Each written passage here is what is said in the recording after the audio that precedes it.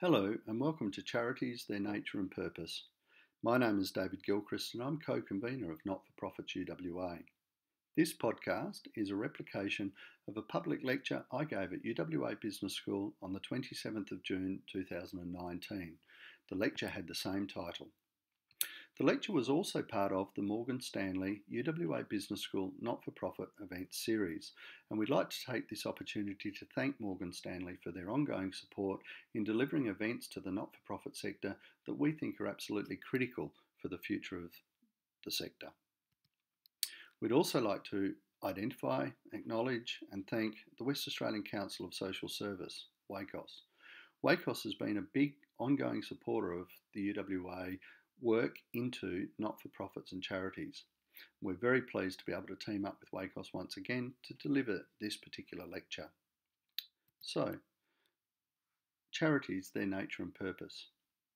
In many respects, charities and not-for-profit organisations have been around in Australia and a significant part of the community since the inception of the first colony. However, we are at a decision point.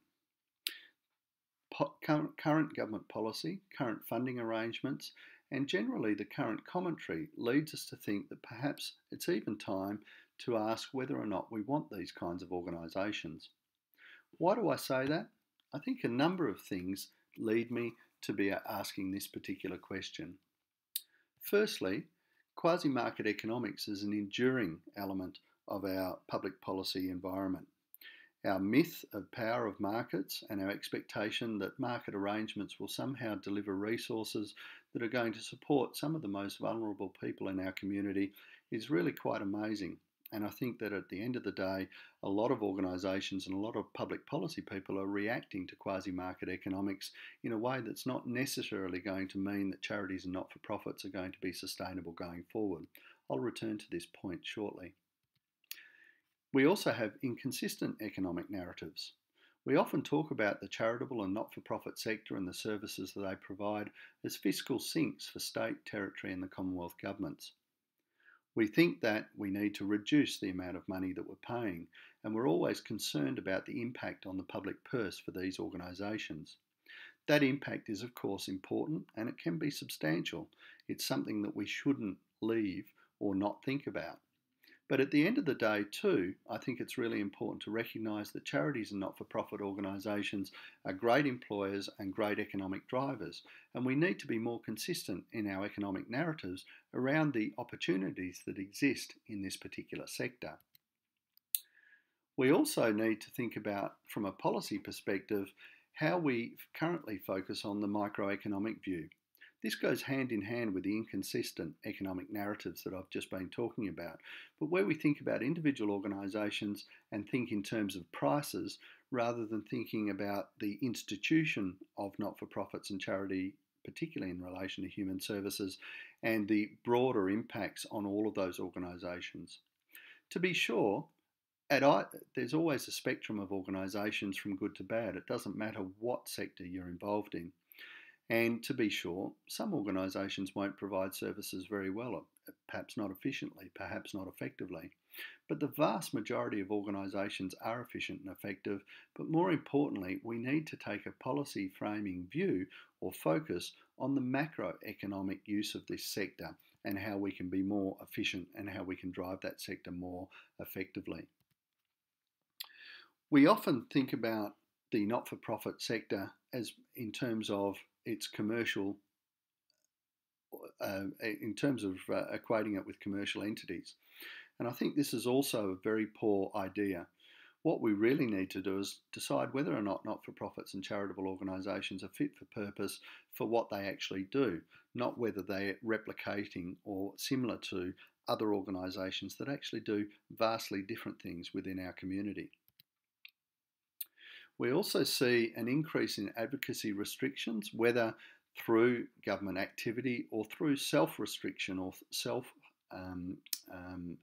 stopping ourselves from advocating as organisations, which is also being replicated in a growing lack of political courage.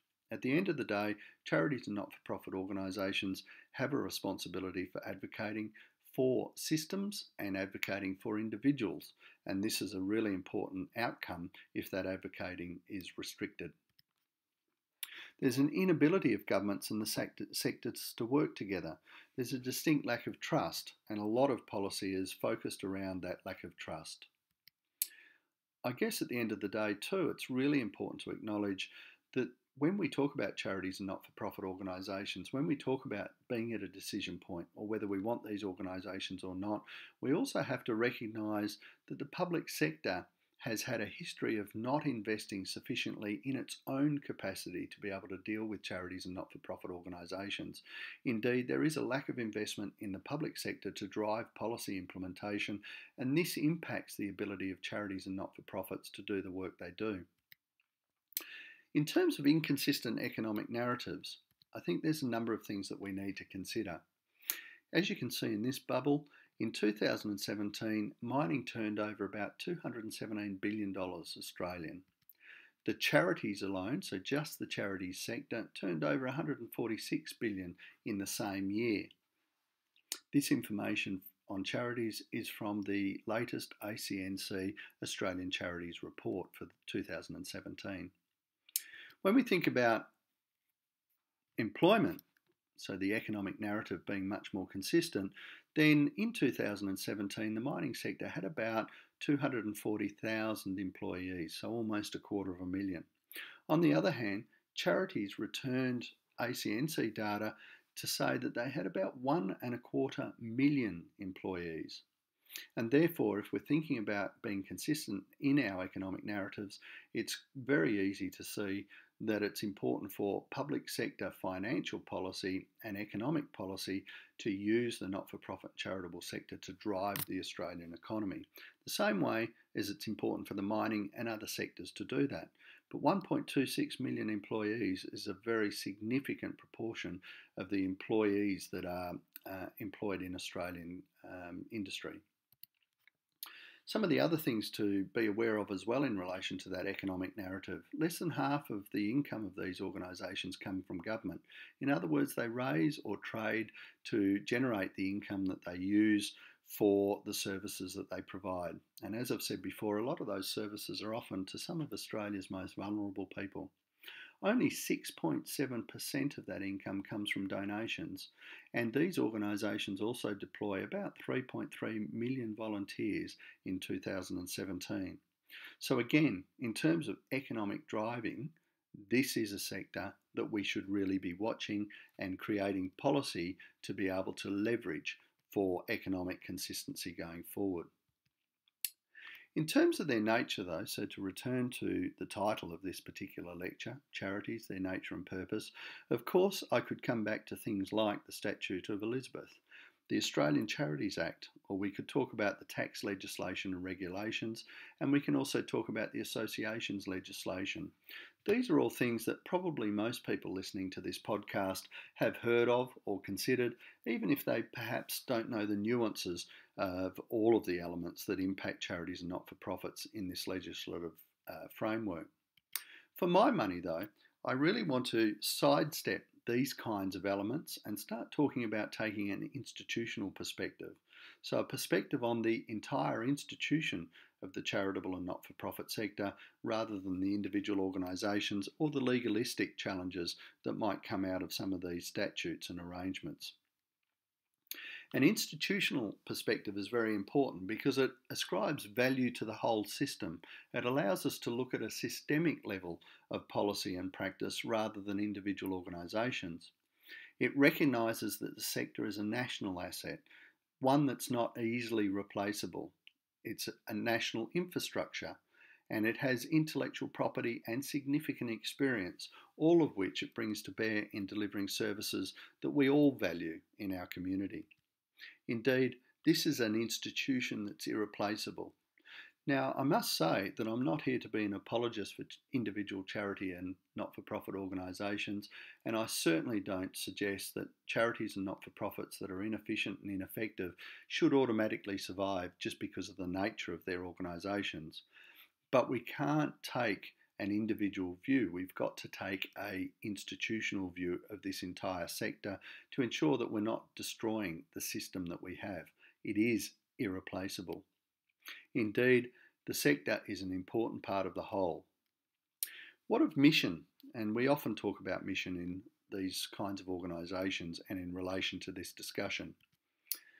Mission is, of course, important. It has a philosophical purpose. It helps to drive what we do. It has a communication purpose too, both within the organisation and externally to stakeholders.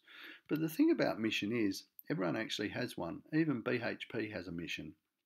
So for me, and in relation to this lecture, mission is relevant, but it's not relevant to this discussion. What is more relevant is the practicalities around looking at the not-for-profit and charitable sector in an institutional perspective. Indeed, we need to think about what they actually do. What do charities and not-for-profits do? Well, if we think about the lack of attention to institution and the idea of what these organisations do, as governments have pushed service delivery away from their activity into the not-for-profit charitable sector, and as incidentally they've moved risk into that sector as well, gradually they've lost an understanding of service delivery. They've lost an understanding of all of the nuances and impacts and ways of thinking about service delivery so that that service delivery can be effective. Indeed, when you talk to funders, they think they buy things like the services that they're procuring and also the administration and coordination process. But often those funders, and indeed often ministers and policymakers, also think that for-profit organisations can be the same as not-for-profit. We tend to distinguish less and less about the activities that for-profits can undertake and which not-for-profits have traditionally undertaken. When funders buy from for-profits, those for-profit organisations actually provide the services and the administration and coordination that we've talked about, and they also provide things like funder engagement and client recruitment, all critically important. But when procurers, so funded agencies, government agencies that buy services from not-for-profits and charities, actually contract with those charities for the administration, the coordination and the services, they actually get much more. Not-for-profits and charities provide the administration, the coordination and the services, but they also provide risk management, clinical governance, funder engagement, community engagement. They deploy, as we've seen, 3.3 million people just in the charity sector. So the not-for-profit sector would deploy far more than that. They also provide free board members, so those people who are jointly and severally responsible for these not-for-profit and charitable corporations often, mostly, provide those services for free. They also provide emergency response and provider of last resort services. They don't turn people away in the way that other organisations with different purposes might. And of course, they recruit clients, but importantly, they provide free advice and input into ministerial roundtables, into committees and into research that helps to guide policy development. All of those things are absolutely critical to the delivery of services in an efficient and an effective manner in the myriad of activity areas that not-for-profits and charities undertake. So what is the purpose of a charity then? At the end of the day, there are many purposes to a charity, but of course charities, in essence, keep people alive. They educate people and develop educational infrastructure. They protect vulnerable people, and they advocate systemically and individually to support people that need that support and to help them to be able to navigate what can be very complex systems in health, in disability, and in other areas where they operate. They can break destructive cycles to help raise the bar in terms of our community expectations and to drive and support communities to be able to get out of some of the holes that they might find themselves in. They provide medical treatment and personal care and support and assistance to individuals and to families and to groups. They prevent poor outcomes, which is incredibly important, and they also advance Australia's place in the world and advance peace. Charities and not-for-profits don't just work here at home, they work abroad and support some of the major communities that Australia finds itself surrounded by. They provide futures for individuals, families and communities. Indeed, they make a very tangible contribution to the Australian community, one that's both strong economically and important economically, but also more important in terms of the future of the Australian community. So what's the way forward in terms of getting around this idea of whether or not we want charities and not-for-profit organisations? And I have to say up front that obviously I'm a supporter of these organisations, and I think it's absolutely critical that we retain them. Then I think we need to exercise and undertake economic policy consistency. We have to have a systemic perspective. We have to think about the whole system, and we have to provide investment to be able to make it work. Indeed, industry planning framework and a national reporting structure is absolutely critical to achieving outcomes in relation to this sector. That would include a responsible level of investment in systemic analysis. What is happening? What is driving those outcomes? And how might we improve them? We also need a responsible level of investment in systemic construction. How do we build the system? Not just the individual organisations, not just the procurement scheme, but actually the whole system, and make sure it works. This is particularly an important conception when we understand that Australia is a federation, as we all know, and that the Commonwealth is increasingly providing funding for many of the services that have previously been funded by states and territories. That funding often only buys part of the system of service delivery, and states and territory departments continue to support other parts. And therefore there needs to be systemic construction to make sure all of these things are joined up and operating efficiently and effectively. We also need a responsible level of investment in public sector capacity. The public sector needs to know much more about how the sector operates, how not-for-profits deliver services, what kinds of risks those organisations face, and how best to deliver services in the field. Public sector agencies cannot procure services properly without that understanding.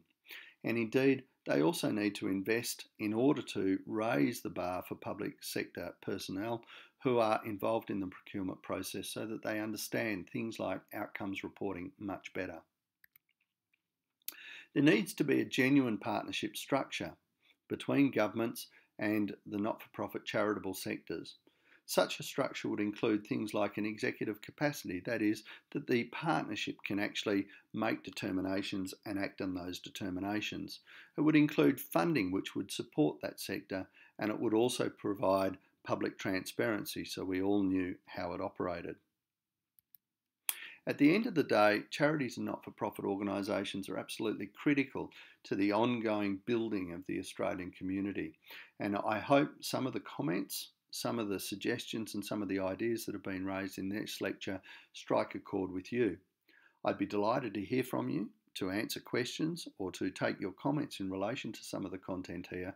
But at the end of the day, I still think it's very important for us to appreciate the significance of developing a systemic view of the sector, a view that looks at this sector as being some of the fundamental infrastructure that makes up the Australian community, and that we start to take an institutional view of how we create policy in order to drive not only outcomes for the sector and the people that it looks after, but also the Australian economy. The charitable and not-for-profit sector does have a lot more to give if we treat it properly. Thank you very much.